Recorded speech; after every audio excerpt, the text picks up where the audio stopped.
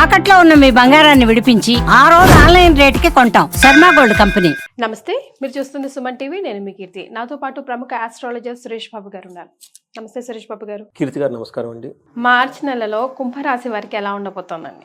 రాబోయే మార్చి మంత్ మనకి ఫాల్గుణ మాసానికి అసోసియేట్ అయి ఉంటుందండి. మనకి మార్చి మంత్ బిగినింగ్ నుంచి ఫాల్గుణ మాసం కూడా బిగిన్ అయి ఉంటుంది. రెండు ముఖ్యమైన పండుగలు, ఒకటి హోలీ ఉంటుందండి. ఈ మంత్ ఎండ్ లో మనకి ఉగాది కూడా వచ్చేస్తుందండి. ఉగాదితో మనకి న్యూ ఇయర్ స్టార్ట్ అయిపోతుంది. ఇందులో వచ్చేటప్పటికి మనకి ఫైనాన్షియల్ ఇయర్ కూడా స్టార్ట్ అవుతుందని మనం చెప్పుకోవాలన్నమాట. రెండు రకాల కోయిన్సిడెన్స్ కలిసి ఉన్నాయండి.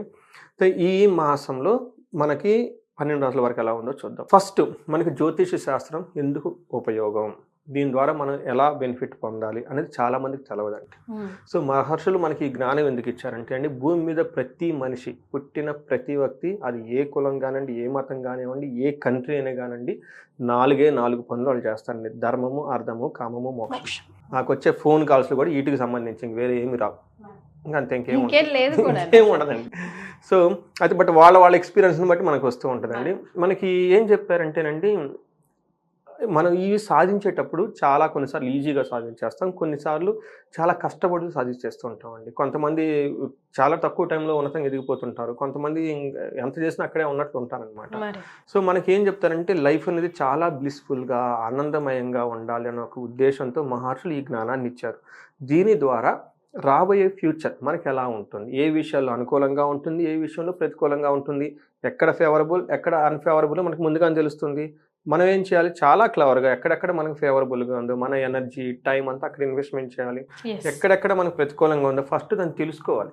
మనకి యాక్సిడెంట్లో జరిగిన అవమానాలు ఏది జరిగినా ఈ అన్ఫేవరబుల్ కండిషన్లోనే, ఇది ఇక్కడ మనకు అన్ఫేవరబుల్గా ఉంది కాబట్టి ఆ విషయం జాగ్రత్తగా వదిలేయాలి. లేదు చెయ్యాలి అనుకుంటే కొంచెం ప్రికాషన్ తీసుకొని చేయాలండి. అలా ఈ శాస్త్రం మనకి యూజ్ అవుతుంది. ఇండికేషన్, ఒక దిక్సూచి. అందుకని జ్యోతి అంటే చీకట్లో డార్క్ ఉంటుంది తర్వాత, కాబట్టి ఒక లైట్ మనకు పడితే ఒక కాంతి వస్తుందండి.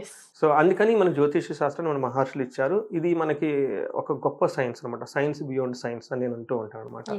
ఈ సైన్స్ ప్రకారం మనకి ఈ జ్యోతిష శాస్త్రం ప్రకారం, అందులో వేదిక జ్యోతిషం నేను చదివేది వేదిక ఆస్ట్రాలజీ ప్రకారం. సో మార్చి మంత్ కనుక చూసుకుంటే కుంభరాశి వాళ్ళకి చాలా ప్రాబ్లమ్స్ నుంచి ఒక బ్రేక్ వస్తుందండి. వాళ్ళు ఫేస్ చేస్తున్న ప్రాబ్లమ్ నుంచి ఒక బ్రేక్ వస్తుంది ఈ టైంలో.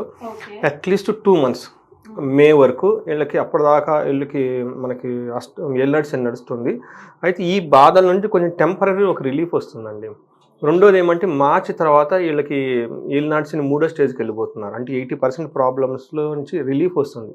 ఏలినాడ్సిన పడే ప్రాబ్లమ్స్ నుంచి కొత్తగా ఆదాయ మార్గాలు అవన్నీ జరుగుతూ ఉంటాయి. అయితే ఈ పర్టికులర్ మంత్గా మార్చి మంత్ కనుక చూసుకుంటే, ఒక రకంగా చెప్పాలంటే వీళ్ళకి ధనం అంతే, ఇంకేం లేదు. ఈ ఒక్కటే సొల్యూషన్, ధనం ప్లస్ గొడవల నుంచి ఉపశమనం.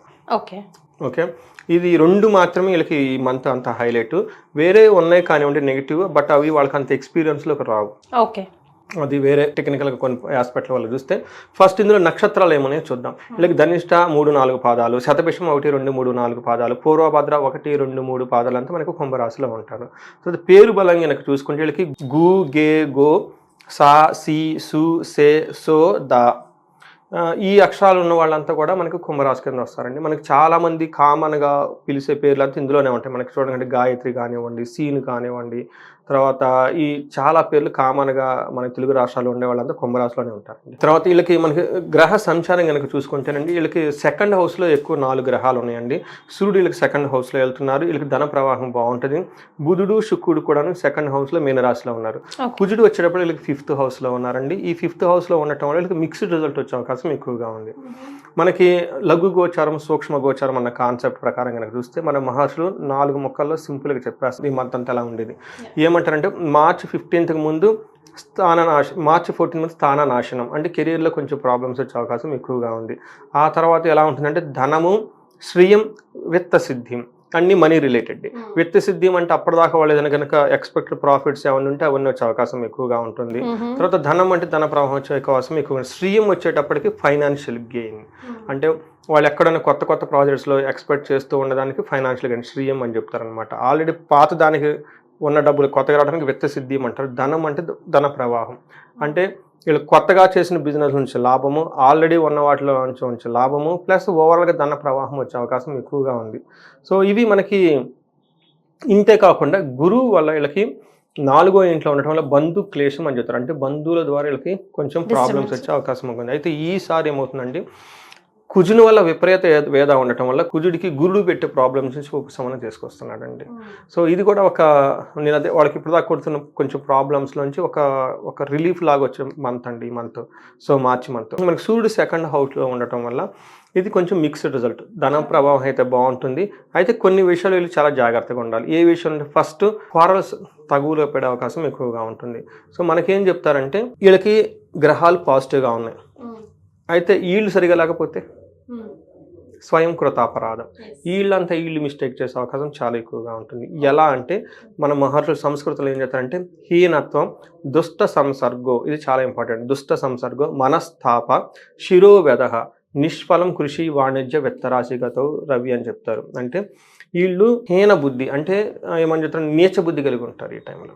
అంటే సంథింగ్ ఎవరు చూస్తున్నారులే, ఏం చేస్తున్నారులే అని చెప్పేసి వీళ్ళు గుర్తుపెట్టుకోవాల్సిందంటే వీళ్ళకి ఏం నాడు శనిలో ఉన్నారు. శని మీరు చెడు చేసి ఇమీడియట్లీ చెడు చేసేస్తాడు. శని మీకు మంచి పనులు చేసుకుంటూ వెళ్ళిపోతే మంచి చేస్తాడు. ఓకే, మీరు ఏది ఇస్తే అదే ఇస్తాడు.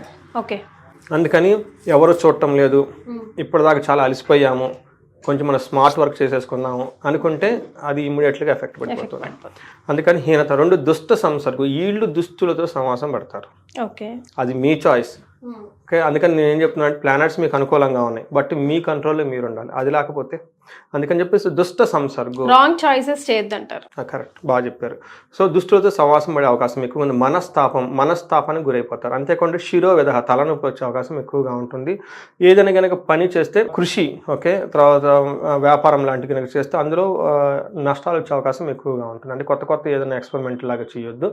ఉన్న బిజినెస్ని చక్కగా సింపుల్గా చేసుకుంటూ వెళ్ళిపోవాలి. అంతేకాకుండా వీళ్ళకి ఇతరుల చేత మోసగించబడే అవకాశం ఎక్కువగా ఉంది. ఓకే, సో అందుకని మీరు దుష్టుల దగ్గరికి వెళ్తే దుష్ట పని చేస్తారు. మీరు స్మార్ట్ వర్క్ ఉంటే అదే స్మార్ట్ వర్క్ చేస్తారు బ్యాక్. అందుకని చాలా కేర్ఫుల్గా ఉండడం ఎంతైనా అవసరం. బట్ ఇదేమంటే వీళ్ళే బై మిస్టేక్ చేసుకునే అవకాశం ఎక్కువగా ఉంది. సో స్వయంకృత అపరాధం ఎక్కువగా ఉంది కాబట్టి ముందే తెలుసుకున్నాం కాబట్టి చాలా జాగ్రత్తగా ఉండాలి. ఎవరితో పడితే వాళ్ళతో ఫ్రెండ్షిప్ చేయకుండా, ఏది పడితే అది చేయకుండా. శని మహాత్ముడు మిమ్మల్ని చాలా కేర్ఫుల్గా నెత్తి మీద కూర్చొని చూస్తున్నాడు. బయట అక్కడ నెత్తి మీద కూర్చున్నారు కాబట్టి తప్పించుకోవడానికి అవకాశమే లేదంటే ఇమీడియట్గా షార్ట్ పడిపోతుంది. తర్వాత వీళ్ళకి కుజుడు వచ్చేటప్పటికి మనకి ఏం చెప్తారంటే వీళ్ళు కూడా మిక్స్డ్ రిజల్ట్ అండి. ఎక్కువగా అకాలంగా భోజనం చేయటం, పాప పనులు చేయటం, శత్రు బాధ, ఇవన్నీ ఎక్కువగా ఉంటాయి. బట్ ఇది బోత్ ఆర్ రిలేటెడ్. మీకు సూర్యుడు ఏదైతే పని చేస్తున్నాడో అదే కూడా వీళ్ళకి కుజుడు చేస్తున్నారు. దేహ జాడ్యం అంటే శరీరంలో కొంచెం ప్రాబ్లం ఉండే అవకాశం, కాలతిక్రమణ భోజనం, టయానికి భోజనం చేయకపోవటం, దురితం కర్మ లాభత్యం, ఏదైనా కనుక పని చేస్తే అందులో ఎక్కువగా లాభం ఉండదు. ఇవన్నీ కుజుడు వల్ల మిక్స్డ్ రిజల్ట్ ఎక్కువగా తీసుకొని వస్తున్నారండి. బట్ వీళ్ళకి ఓవర్ ఎక్స్పెండిచర్, వృధా ఖర్చులు పెట్టే అవకాశం చాలా ఉంది. ఇంపల్సివ్ బయింగ్ అంటారు. అవసరం ఉండదు, ఏదో టక్కన కొనేస్తాం. అందుకని లేదంటే ఒకసారి మన ఫ్రెండ్స్ ఎవరో తీసుకుంటారో, అవసరం అయిపోయిన వాళ్ళ ప్రెషర్తో మనం తీసుకుంటాం. ఈ రెండు విషయాలు కూడా అగైన్ ఇది మీ ఓన్ చాయిస్. ఇది గ్రహాలు చేసేది ఏం లేదండి. మీ యొక్క ఇంట్యూషన్ మీరు కరెక్ట్గా ప్రాపర్గా పెట్టుకోవాలి. తర్వాత శుక్రుడు వీళ్ళకి మంచి యోగ్యతను ఇస్తున్నారండి. టయానికి మంచి ఫుడ్ తింటాం, తర్వాత అందరితో చక్కగా కలిసి ఉండటం, ఈ పనులన్నీ చేస్తూ ఉంటారు. ఇందులో ఏమని చెప్తారంటే కుటుంబ సౌఖ్యం, ఆరోగ్యం, స్త్రీ సల్లాపో యశస్కరం, దేహ సౌఖ్యం, వస్త్రలాభం, ద్వితీయగే భృగు అని చెప్తారనమాట. రెండో ఇంట్లో కనుక భృగు అంటే కుటుంబ సౌఖ్యం, ఫ్యామిలీతో చక్కగా ఉంటారు, ఆరోగ్యం బాగుంటుంది. స్త్రీ సల్లాపం యశస్కరం అంటే జెంట్స్ అయితే లేడీస్తో చక్కగా మాట్లాడే అవకాశం ఎక్కువగా ఉంటుంది. అలానే లేడీస్ అయితే జెంట్స్తో చాలా చక్కగా మాట్లాడే అవకాశం ఎక్కువగా ఉంటుంది. అది ఇంట్లో ఫ్యామిలీ మెంబర్స్తో కానివ్వండి, బయట కానివ్వండి, వైఫ్ అండ్ హస్బెండ్ మధ్య ఉన్న అన్యోన్యత కానివ్వండి, ఇవన్నీ మనం మాట్లాడుకోవచ్చు. తర్వాత అంతేకాకుండా దేహ సౌఖ్యం, ఫిజికల్గా చాలా కంఫర్టబుల్గా ఉంటారు. ధనలాభం కూడా చూపిస్తుంది. ధనం రాకుండా అయితే ఏమీ లేదండి వేరియస్ ప్లానెట్స్ వల్ల. ఒక రకంగా మరి ఇది చూస్తే ప్లానెట్స్ బాగున్నాయి, బట్ వీళ్ళు మాత్రం కేర్ఫుల్గా ఉండాలి. ఎందుకంటే వీళ్ళ ఓన్ థాట్స్, మైండ్స్ కొంచెం నెగిటివ్ సైడ్కి వెళ్ళే అవకాశాలు ఎక్కువగా ఉన్నాయండి. రైట్. మరి నక్షత్రాల ప్రకారం కుంభరాశి వారికి ఎలా ఉందండి మార్చి నెలలో? వీళ్ళకి నక్షత్రం ప్రకారం సూర్యుడి వల్ల వీళ్ళకి ఐశ్వర్యం, కుజుని వల్ల జయము, ఓకే, బుధుని వల్ల ధనలాభము సంపదలు, తర్వాత శుక్రుని వల్ల ధనము, మృష్టాన్న భోజనము ఇంకేమి లేదు చెప్పడానికి. ఒక ధనిష్ట వాళ్ళకి మాత్రం కొంచెం ధనం వచ్చి పోయే అవకాశం ఎక్కువగా ఉంటుంది. ఎట్లా వస్తుందో అట్లా పోతుంది. బట్ మిగతా అంతా ఏమీ లేదండి. ఒక పూర్వభాద్ర నక్షత్రం వాళ్ళకి కొంచెం హెల్త్ బ్లడ్ లో చేంజెస్ వచ్చి కొంచెం ఏమంటారు, కొంచెం హెల్త్ కాంప్లికేషన్స్ వచ్చే అవకాశం ఎక్కువగా ఉంది. అది కూడాను వైరల్ ఇన్ఫెక్షన్స్ కానివ్వండి, లేదంటే బ్యాక్టీరియల్ ఇన్ఫెక్షన్ కానీ, ఇలా బ్లడ్ లో కొంచెం చేంజెస్ రావడం వచ్చే అవకాశం ఎక్కువగా ఉంది. ధనిష్ట శతభిష నక్షత్రం వాళ్ళు గ్యాస్ట్రైటిస్ వచ్చి తద్వారా చెస్ట్ పట్టినటువంటి అవకాశం ఎక్కువగా ఉంటుంది. కొంచెం హార్ట్ పేషెంట్స్ ఎవరైనా ఉంటే కొంచెం ప్రికాషన్స్గా ముందుగానే ఏ ఫుడ్ పడితే ఆ ఫుడ్ తినకుండా కొంచెం జాగింగ్ చేస్తూ, వాళ్ళకి ఆల్రెడీ పాతలో ఉంటారు కదండి, డీవేట్ అవ్వకుండా చక్కగా చేస్తే బాగుంటుంది. ఒక రకంగా చెప్పాలంటే, సూక్ష్మంగా చెప్పాలంటే, వాళ్ళు ఇప్పటిదాకా పడుతున్న బాధ నుంచి ఈ మంత్ వచ్చే 2 months కొంచెం చాలా రిలీఫ్ వస్తుందండి. వా, సో అంతా బాగానే ఉంది. అనుకున్నట్టుగానే సక్సెస్ఫుల్గా ముందుకెళ్ళాలంటే ఎలాంటి రెమెడీస్ పాటించాలంటారు? వీళ్ళు రెమెడీస్ పాటించడానికి ఏమీ లేదండి. వీళ్ళు కుంభరాశి కాబట్టి వీళ్ళైతే కుంభకోణం నవగ్రహ టెంపుల్స్ ఖచ్చితంగా అందరూ ఈ రాశి చూసిన ప్రతి ఒక్కళ్ళు వెళ్ళాలని నేను కోరుకుంటాను. ఎందుకంటే అది నేనేం టికెట్లు అమ్మట్లేదు అట కుంభకోణం టెంపుల్కి. వాళ్ళ ఉన్నతికి ఏది చేస్తే ఎదుగుతారు అనేది. అంటే ఈ రోజుల్లో ట్రావెల్స్ చేయడం పెద్ద కష్టమేం కాదంటే, అన్ని చోట్ల ట్రైన్స్ ఉన్నాయి, చాలా మంది వెళ్తున్నారు కూడా, కానీ అక్కడ దర్శనం చేసుకోవాలని తెలియకపోవచ్చు. అందుకని కుంభకోణంలో నవగ్రహ టెంపుల్స్, అందులోనూ తమిళనాడు గవర్నమెంట్ వాళ్ళే ఒక బస్సులు కూడా పెట్టారండి. కొంతమంది ఏమనుకుంటారని, మా మిసెస్ కూడా కొనుక్కుంది, కుంభకోణ టెంపుల్స్ అంటే నవగ్రహాలు ఒకే చోట కూడా ఉంటాయి కదా, మన ఊళ్ళో కూడా ఉంటాయి, అక్కడికి ఎందుకు పోవాలన్నట్లు ఒక ఫీలింగ్ అనమాట. నేను చెప్పి అలా ఉండేది కాదు. ఒకటి 20 kilometers, ఒకటి 30 kilometers అలా మొత్తం స్ప్రెడ్ అయి ఉంటుంది అనమాట. అవన్నీ చూడటానికి ఉదయం నుంచి సాయంత్రం వరకు టైం పడుతుంది. అందుకని ఆ దేవస్థానంలో వాళ్ళు తమిళనాడు గవర్నమెంట్ కొన్ని బస్సులు కూడా అరేంజ్ చేశారు. కుంభకోణం నుంచి వాళ్ళు మార్నింగ్ 5:30 తీసుకెళ్ళిపోయి సాయంత్రం 10-10:30 వాపస్ తీసుకొస్తారు. అది ఫస్ట్ విజిట్ చేయాలని చెప్పేసి నేను కోరుకుంటాను. సపరేట్గా ఈ నవగ్రహ టెంపుల్లోనే ఒక టెంపుల్ ఏంటంటే శనికి సంబంధించిన తిరునల్లారు టెంపుల్.